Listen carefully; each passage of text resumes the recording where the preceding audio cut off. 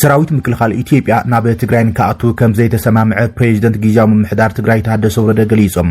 ሰራዊት ምክልኻል ኢትዮጵያ በወገኑ ኣብ ትግራይ ናብ ዝርከባ ካምፕታቱ ከም ዝኣቱን ዓለም ለኻውያን ዶባቱን ምሕላው ከምዚ ወፍርንዩ እናገለጸ ዘሎም ጊዜያዊ ምምሕዳር ትግራይ ሓይታት ምክልኻል ኢትዮጵያ ናብ ትግራይ ከኣቱ በወገን ፌደራል መንግስቲም ጊዜያዊ ምምሕዳር ተኣዚዙ ዝብል ሓበሬታም ፍጹም ይክብል ሎሚ ኣብ ዘርግሑ መግለጺ ምልክተሎም ፍጹም ሓሶት ይክብል ኣብ ዘርግሑ መግለጺ ነጽጓም ብሌተናንት ጀነራል ታደሰ ወረደ ዝምራሕ ጊዜያዊ ምምሕዳር ነዚ ኣብ ዘርግሑ ግብረ መልሲም ኣብ ዝቀረባ እዋን ዝተፈላለዩ ማሕበራዊ መራኸቢታት ሓይታት ምክልኻል ኢትዮጵያ ናብ ትግራይ ከም ዝኣቱ መንግስቲ ፌደራል ንጊዜያዊ ምምሕዳር ከም ዝሓበረ ዝገልጽ ሓበሬታ ክዝርግሑ ጸኒሖም ይብል ትማሊ ሓይታት ምክልኻል ኣብ ማዓስከራት ትክልል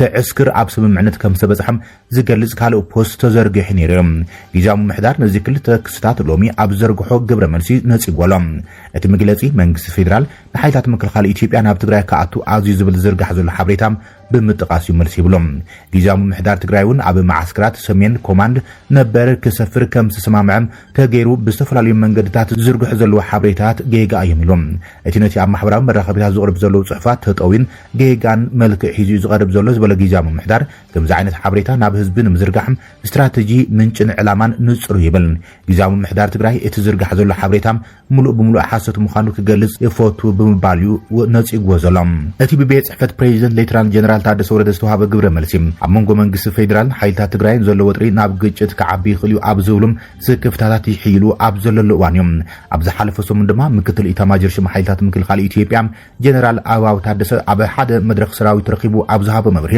መንግስቲ ፌደራል ናብ ትግራይ ዝጸንሓ ካምፕታቱ ሰራዊት ከኣቱ ከም ዝወሰነን ዓለም ለኻውያን ዶባት ንምውሓስ ድማ ወፍርታት ይገብር ከም ዘሎ እዩ ገሊጾም እዚ ድማ ንዓለም ለኻውያን ኣካላት ማሕበረሰብን ከምኡን ንጊዜያዊ ምምሕዳር ትግራይ ክፈልጦ ከም ዝተገብረ እቲ ጀነራል ገሊጾም ነዚ ግን ጀነራል ታደሰ ወረደም ነጽጉወሎም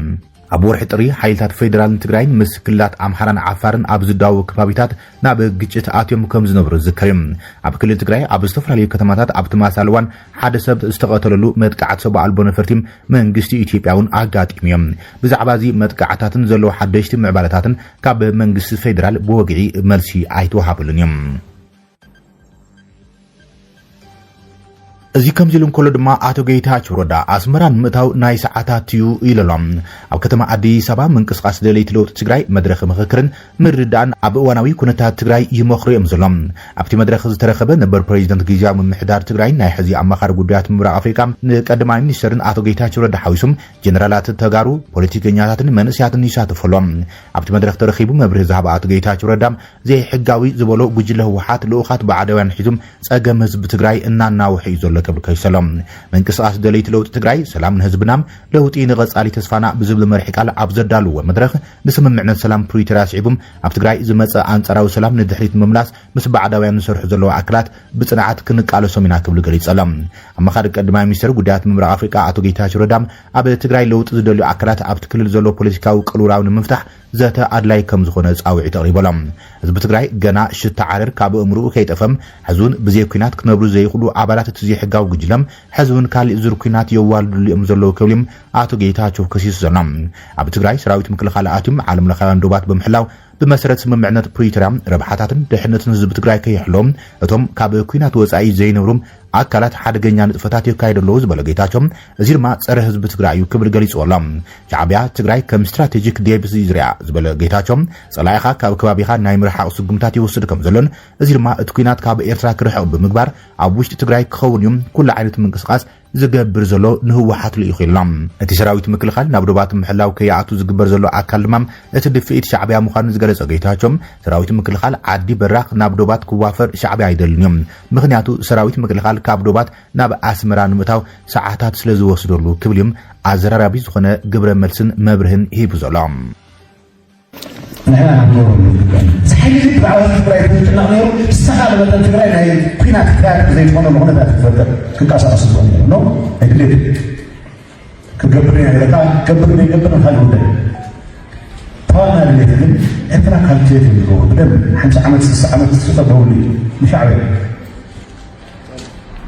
ما يحس أنا يمكنك يا حي تزغلوا عد فتاة عد ورا تزغلوا تلقى تيجي وتلو أصبر أنا بتوع هاي ساعات استراتيجي ديبس وتطلع ስትራቴጂክ ቴፕስ ኤርትራ ትግራይ ትግራይ ዶውለ ስትሆን ነው ጸላእ ከተፈቀጡ ተለካ استغال ተነውሮ ተተባበሩ ትግራይ ናሞትናስ ናይ መከላከያ ኃይል ክዳኸም ተገርም ነበር ዶውለ ቀርማ ሰፈሩ ዚያታ ካለ ዚ ዓለም ታይፈልጋ ዛዓ ህዝብ ትግራይ በተሐስብ ዚ አይፈልግ እንርዳ ኖ ዛዓ ህዝብ ትግራይ ስለዚ ይሐስብ ዛዓ ናይ ባዕሉ ህልውና እንጥራሕ ናይ ስርቅ ኔትወርክ ቅፅል ለየቅፅል እንጥራሕ ዝሐስብ ውጅለ እዩ ኔቸሩ ክንርድኦ ንኽእል ኣለና ከገሌና ንስከፍ ኣነ ኢንተሪም ኣድሚኒስትሬሽን መራሒ ኮይነ ሰብዚ ኣመፀ ቀዳማይ ሚኒስትር ውፅኡ ዓኺባ ተረኺበስ ጠሪሙ ከይበሃል ይስከፍ ነይሩ ሰራዊት ምክልኻል ኢትዮጵያ ሓያል ምጥንኻር ብወገን ምዕራብ ትግራይ የካይድ ከም ዘሎ ሓደ ጸብጻብ ወፅሎም ኣብቲ ገና ካብ በሰለታት ኩናት ዘይሓወይት ትግራይ ሕዙን ሓዱሽ ስጋኣት ኩናት ኣንጽራሊዋ ነበርታ ኣብ ሻቁለት ወዲቖም ይርከቡ ቅድሚ ክልተ ሰሙን ኣብ ጸለምቲ ተራእዩ ዝነበረ ግጭት ጠጠው እኳ እንተብለም ኣብዚ እዋን ኣብቲ ክልል ሰፊሕ ህዝባዊ ሻቁለት ተፈጢሩ ከም ዘሎም ቢቢሲ ዘዘራርቦም ኣካላት ገሊፆምሎም ምስቲ ኣብ ከባቢታት ጸለምቲ ኣብ መንጎ ሰራዊት ኢትዮጵያን ዕጡቓት ትግራይን ዝተፈጠረ ግጭት ብዝዛመት ተቋሪፁ ዝነበረ በረራ ካብን ናብን ትግራይ መንገዲ ኣዲ ኢትዮጵያ ድሕሪ ሒደት መዓልታት ናብ ንቡር ምምላሱ ዝዝከር እዩ ብመጠን እንትኾነውን እቲ ከፊኡ ዝነበረ ወጥሪ ቁሩብ ክሃድ ኣኺል እዩ ብፍላይ ምስ ገንዘብን ዕዳጋን ተዛሚዱ ግን ባንክታት እኹል ገንዘብ ወይ ድማ ካሽ ምንቅስቃስ ዘይመሎም ኣብ ዕዳጋ ሰፊሕ ቅልውላው ፈጢሩ ከም ዘሎ እዩ ቢቢሲ ዘዘራርቦም ነበርቲ ገሊፆም ዘሎ እቲ ናወስኸ ዝኸይድ ዘሎ ወተሃደራዊ ወጥሪ ኣብ መንጎ ሓይልታት ፌደራልን ዕጡቓት ትግራይን ዳግም ግጭት ከይፍጠር ስጋኣት ኮይኑ ከም ዘሎም ነበርቲ ዝተፈላለዩ ከተማታት ትግራይ ይገልጹሎም ኣብ ክልል ትግራይ ኣብ ሓደ ዓለም ለኻዊ ትካል ዝሰርሕ ኣብ መቐለ ዝነብር ውልቀ ሰብ በቲ ኣብ ዝቕነ ዘሎ ኩናትን ወረ ኩናትን እቲ ትካል ስራሕ ዳርጋ ጠጠው ቢሉ ከም ዘሎ ተዛሪቦም ናብ ወረዳታት ተታሒዙ ዝነበረ ውጥን ጠጠው ኢሎም መሳርሕትና ዝነበሩ ደቂ ኻሊ ዓዲም ካብ ትግራይ ወፃኢ ዝመፁ እውን ስጋኣት ፀጥታ ከም ዘሎ ስለ ዝተረጋገፀም ካብ ትግራይ ወፂኦም ናብ ከባቢኦም ክኸዱም ናብ ኣዲስ ኣበባ ተፋንዮም ኣለዉ ኢሎም ብሓፈሻ ኣብ ትግራይ ሎሚ ፅባሕ ኩናት ክጅመር እዩ ዝብል ስጋኣተሎም እቲ ምድላዋት እውን ከምኡ እዩ ዝመስል ካብ ወረዳታት እንሰምዖ እውን ከምኡ እዩ ዘሎም ደስ ዘይብል መንፈስ እዩ ዘሎ ክብሉ ወሲኾም እቲ ንቢቢሲ ቃሉ ዝሃበ ሰራሕተኛ ከም ዘሎም ንጥፈታት ትካል ሰብኣዊ ሓገዝ ጠጠው ኢሉ ስለ ዘሎም ወረያ ወረ ጥራይ ዘይኮነስ ሓላፊ ሴኩሪቲ ናይቲ ትካል ብዝረኸቦ ጭቡጥ ሓበሬታ ከም ዝኾነ ገሊፆም ኣቶ በርሀ ኣርከበ ዋና ጸሓፊ ማሕበር ዘፈር ንግዲ ከተማ መቐለ ብቐንዱ ኣብ ማሕበራዊ መራኸቢታት ብዝውረዩ ዘለዉ ወረታት ኣብ ማሕበረሰብ ንግድን ሰፊሕ ቅልውላዊ ፈጢሩ ዘሎ ኢሎም ካብ መንግስታት እዚ ዝበልዎ የለን ማሕበራዊ ሚድያ እዩ እቲ መንቀሊ ኣብኡ ዝሕል እንተኢላ ዕዳጋ ዝሕል ይብል እንተተዋዓወ ድማ ከምኡ ቅልውላው ይረአዩ ዘሎ ኢሎም ብቐንዱ ለውጢ ዝረአ ዘሎ ካብ ደገ ኣብ ዝመጾም ኢምፖርት ዝኾኑ ኣቑሑ ዝበለ እቲ ሓላፊ ኣብ ካልእ ንኣብነት ኣብ እኽልን ተዛመትን ደሓኑ ብዙሕ ለውጢ ኣይተረኣየን ምክንያቱም ኩናት እንተተጀሚሩ ልክዕ ከምቲ ናይ ቅድሚ ሕዚ ክዕፀዩ ዝብል እዩ እቲ ስጋኣት ክብል ይብርሆም ከም ኣብነት ኣብ ዘይቲ ሽኮር ፓስታን ሩዝ ዝኣመሰሎም ልዑል ለውጢ ተራእዩ ከም ዝነበረ ተዛሪቡ ቅድሚ 2 ሰሙን ትሕቲ 2,000 ዋጋ ዝነበረ በዓል 5 ሊትሮ ዘይቲ ናብ 2,200 ብር ሓፊሉ ከም ዘሎ ተዛሪቡ ዝለዓለ ናይ ዋጋ ናሪ ዝተረኣየ ኣብ መሰረታዊ ሸቐጣት ሰቡን ኣብኡ ትኹረት ገይሩ ዝጓየ ዘሎ ንዑ እዩ ጫው ተፈጢሩ ዘሎ ኢሎም ብፍላይ ቀዲሙ ኣብ መቐለ ዓብይ ምንጋዕ ዕዳጋ ከም ዝተፈጠረ ቀፂሎም ካብኡ ተረባሪቦም ስለ ዝውሰዱም እቲ ፀገም ኣብ ካልኦት ከተማታት ትግራይ እውን ከም ዝተረኣየ ተዛሪቦም መምህር ፍስሓ ገብሩ ኣብ ከተማ ሽረ እንዳስላሰም ነባርን ነጋድን ኮይኖም ኣቦ መንበር ዘፈር ማሕበር ነጋዳ እዮም ንሱ እውን ቅድሚ 2 ሰሙን ግጭት ምስ ተጀመረም እቲ ነጋዳይ ምስቲ ቅድሚ 6 ዓመት ዝመሳሰል ኩነታት ክፍጠሩ ብዝብል ሓውስ ስጋት ከም ዝነበረ ተዛሪቦም ነሲዕቡ ንብረት ምሕባእ መሓዝ ኣብ ኣቑሑት ዘይመጣጥን ዋጋ ምውሳኽ ተራእዮም ነይሮም ብፍላይ ኣብ ማትርያላት ኣብ መግቢ ተንከፍን ካልኦትን ናህር ዋጋ ተራእዩ ነይሮም ኮታስ ማሕበረሰብ ኣብ ዘድልይዎ ነገራት ኣብ ኩሉ ወሲኽ ነይሩ እዮም ባንኪ ክዕፀዩ ብዝብል ስጋቱ ዝነቐለ ድማ ጥረ ገንዘብ መሓዝ ተፈጢሩ ነይሩ ኢሎም ምስ መንግስታዊ ኣካላትን ብምትሕባር እቲ ነጋዳይ ናብ ንቡር ንኽምለስ ፃዕርታት ከም ዝተገበረ ተዛሪቦም ኣብ ገለገለ ነጋዶ ሕዝውን ክሳብ ምዕሻግ ዝበፅሕ ስጉምቲ ከም ዝተወሰደን እቲ ግጭት ምስ ሃደአ ተዓርዩ ከም ዝነበረን ተዛሪቦም ድሕሪኡ እቲ ዕዳጋ ምልስላስ ኣሎም እቲ ስክፍታ ግን ዛጊደሎም ኩናት ክኽፈት እዩ ዝብል ወረታት ስለ ዝስማዕ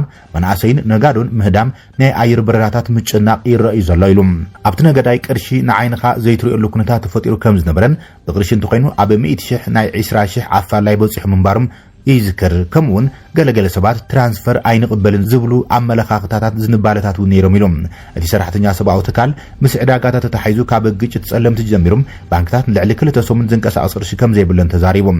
ኣነ ንባዕለይ ን2 ሰሙን ዝኣክል ቅርሺ ዝበሃል ኣየውፃኹን ኣብ ባንኪ ከይድኻ ቅርሺ የለን ከቢድ ዝኾነ መሰረታዊ ፀገም ተፈጢሩ ዘሎ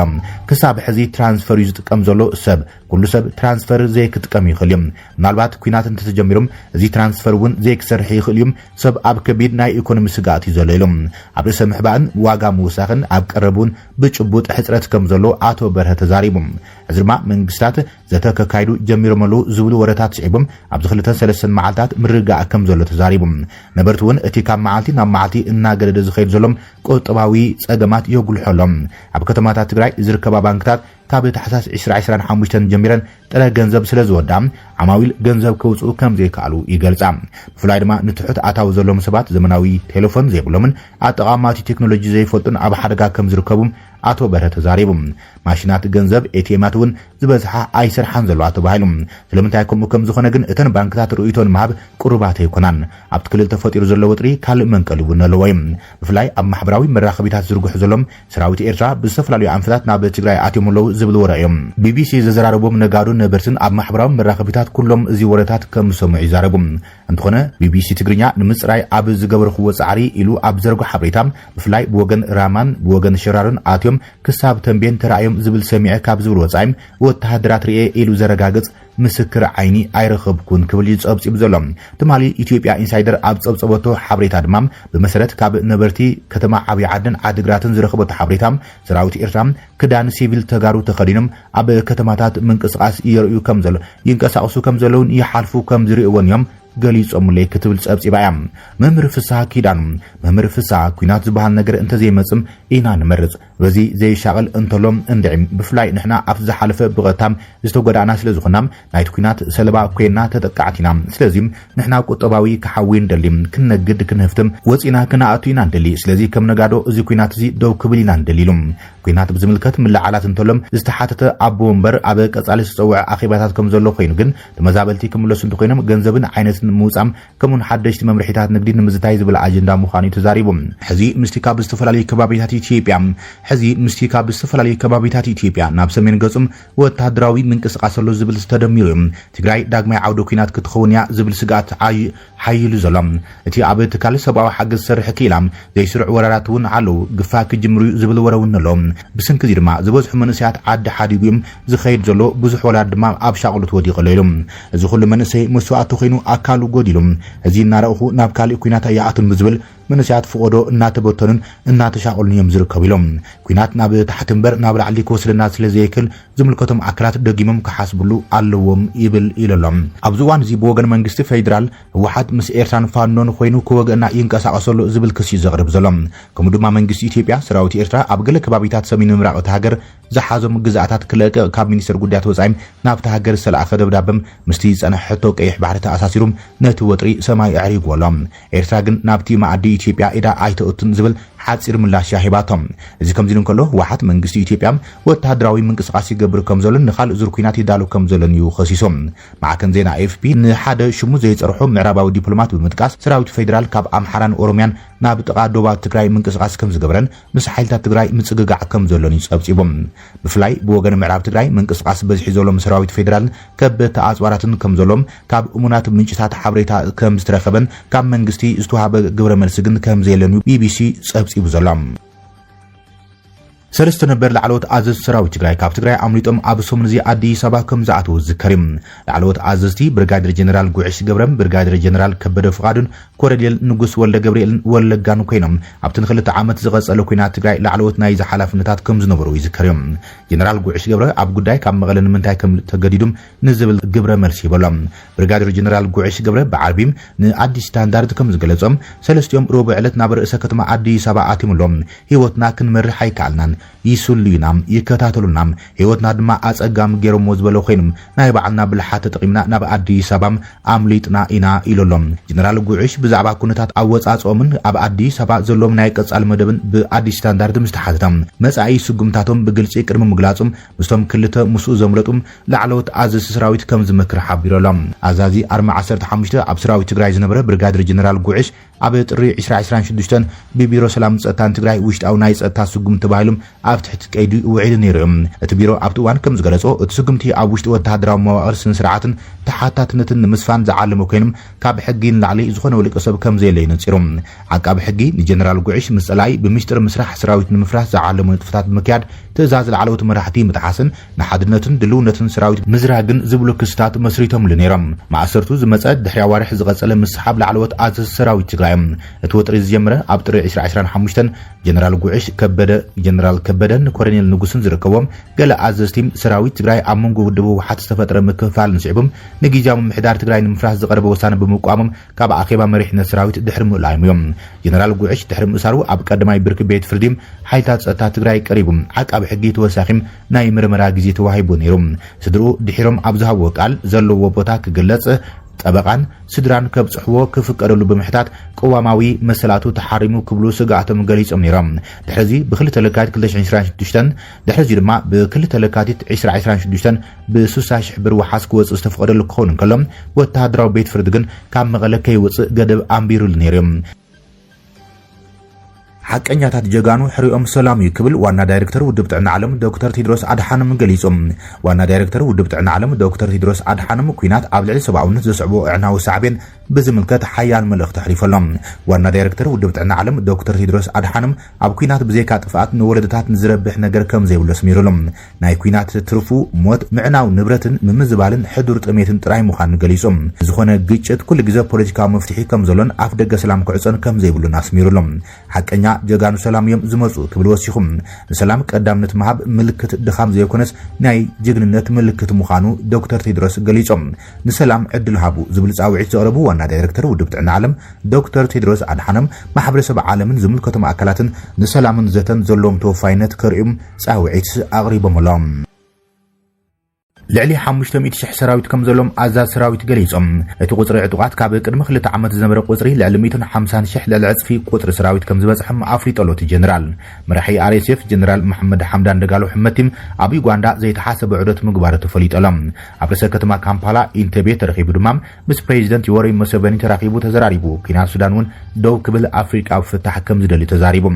መንግስቲ ሱዳን ንሽምግልና ሕብረት ኣፍሪቃ ዳግማይ ድሕሪ ምቕባሉ ጽዒቦም ብሕመቲ ዝፍለጥ መራሒ ሓይልታት ቁልጡፍ ወሃብቲ ደገፍ RSF መሐመድ ሐምዳን ደጋሎም ካብ ሰበ ስልጣን ዩጋንዳ ንዝቐረበሉ ሕቶ ጽዒቦም ዝሓለፈ ዓርቢ ኣብ ካምፓላ ዑደት ገይሮሎም እቲ ዑደት ድሕርቲ ምክትል ኣብ ወንበር ቤት ምክሪ ላዕለዋይ ሱዳን ማሊክ ኣጋር ብ13 ለካቲት ምስ ፕሬዚደንት ዩጋንዳ ዮወሪ ሙሴቬኒ ኣብ ኢንተቤ ኣብ ዝርከብ ቤተ መንግስቲ ብምርኻብ መስርሕ ሰላም ዳግማይ ንምትንሳእ ድሕሪ ምዝራቦም እዮም እዚ ዲፕሎማስያዊ ድፍኢት ድሕርቲ ብ28 ጥሪ ጥቅምቲ 2025 ዝወፀ ውሳነ ባይቶ ሰላም ጸጥታን ሕብረት ኣፍሪቃ 1308 እዮም እቲ ውሳኔ ኮሚሽን ሕብረት ኣፍሪቃ ምስ ብሙሴቬኒ ዝምራሕ ፕሬዚደንታዊ ኮሚቴ ብምትሕባር ኣብ መንጎ ሰራዊትን RSFን ድርድር ንምምችቻው ክሰርሕ መምርሒ ይበሎም ሕመቲ ኣብ ካምፓላ ንዝተኣከቡ ሱዳናውያን ኣብ ዝሃቦ መምርሒም ነቲ ብስዑድን ኣሜሪካን ዝምራሕ መድረኽ ጅዳ ብምንቃፍ ሰራዊት ንህድማ ወተሃደራዊ ሓላፊኡ ዓብደልፈታሕ አልቡርሃን ካብቲ ዝተኸበበ ጀነራል ኮማንዶም ንምውሓዝ ዝተጠቐመሉም ታክቲካዊ ሜላ ክብል ገሊጾም ሕመቲ ልኡኽ ስዑድ ዓረብ ካብ ዘለዎ ኣኽብሮት ተበጊሶም ስቂሉ ብምጽንሑ መስርሕ ጅዳ ንሓይሊ RSF ከም ዝሃሰዮን ሰራዊት ድማ ነቲ ግዜ ክራይ ሰራዊት ንምምልማል ከም ዝተጠቐመሉን ገሊጾም ሓይልታቱ እቲ ብመንገዲ ናብ ቅኑዕ ዓንፈት ከም ዘይስጉም ቅድሚ ምግንዛቦም ንሓደ ዓመት ንሕቶታት መንጎኛት ከም ዘተግበሩን ነቲ መድረኽ ገና ቴክኒካዊ ዓንቀጻቱም እናተቐበሉም ክነጽግዎ ከም ዝገበረን ገሊጾሎም መራሒ RSF እቲ ግጭት ካብ ዝጅመር ኣትሒዞም ድርድር ኣብ ትሕቲ ጽላል ኣፍሪቃ ብፍላይ ብመንገዲ ኢጋድን ሕብረት ኣፍሪቃን ክካይድ ድሌት ነይርዎ ክብል እዩ ኣስሚሩሎም ሕመቲ ናይ ወጻኢ ወተሃደራት ከም ዘእቱ መሰረት ገይሩ ኣብ ዝሃቦ መልሲ ሓይልታቱ ውስን ቁጽሪ ዘለዎም ኮሎምቢያውያን ዕሱባት ከም ዝተቐሙ ገሊጾም ኣበርክቶኦም ኣብ ስርሒት ሰብኣዊ ኣልቦ ነፈርቲ ኣብ ምክትታልን ምቁጽጻርን ዝተሓጸረ ከም ዝኾነ ገሊጾም እንተኾነ ሰራዊት ሱዳን ኢራንን ዩክሬናውያንን ክራይ ሰራዊት ኣምጽኡ ክብል ከሲሶም ንሱ ዩክሬናውያን ነቲ ካብ ዘበነ ፕሬዚደንት ነበር ዑመር አልበሽር ጀሚሮም ኣብ ሱዳን ከም ጸንሐ ዝገለጾ ጉጅለ ቫግነር ንምካትብ ብዝብል ምስምስ ከም ዝመጹ ከሲሶም ሕመቲ ንዳይሬክተር ሓፈሻዊ ኣገልግሎት ስልያም ኣሕመድ ኢብራሂም ሙፋዳል ሽበራዊ ኢሉ ብምጽዋዕ ንሶማልያውያን ዕጡቃት አልሸባብ ናብ ሱዳን ምእታው ፈቲኑ ክብል ከሲዎም እንተመጽኦም ድማ ንሕና ክነወግዶም ኢና ክብል ተሓንዮም ኣዛዚ RSF ሓይሉ ኣዝዩ ከም ዝዓበየ ብምግላጽ ወጽሪ ካብቲ ኣብ ምጅማር ኩናት ዝነበረ 143,000 ሰራዊት ናብ ልዕሊ 500,000 ኣብ ዝእዋን እዚ ከም ዝዓበየን ሓይልታት ኪዳን ከይሓወሰን ምዃኑ ገሊጾም ሕመቲ መደረኡ ኣብ ዛዘመሉም ሰራዊት RSF ኣብ ቅዋማዊ ፍታሕን ሃገራዊ ቻርተርን ዝተመርኮሰ ውሱን መደብ ሰላም ከም ዘለዎ ገሊጾም ዝኾነ መጻኢ ፖለቲካዊ ክውነት ነቲ ንእስላማውያን ናይቲ ስርዓት ነበር ዝጥቀምሉ ዝነበሩም ከይዛን ዝብል ቃል ከግልል ከም ዘለዎ ረጋጊጾም ብፕሬዚደንት ሙሴቬኒ ዝምራሕ ዝኾነ ይኹን ተበግሶ ሰላም ንምትሕባር ድልውየ ክብል ድማ ጀነራል ሕመቲ ገሊጾሎም ኣዛዝ ሰራዊትን ፕሬዚደንት ባይቶ ላዕላዊ ስግግር ሱዳን ጀነራል ዓብደልፈታሕ አልቡርሃን ቅድሚ 2 መዓልቲ ኣብ ዝሃቦ መብርሂም ዝኾነ ይኹን መስርሕ ሰላም ፈለማ ዕጡቃት RSF ካብ ኩለን ከተማታት ክወጹ ከም ዘለዎም እዩ ከም ቅድመ ኩነት ተቐሚጦም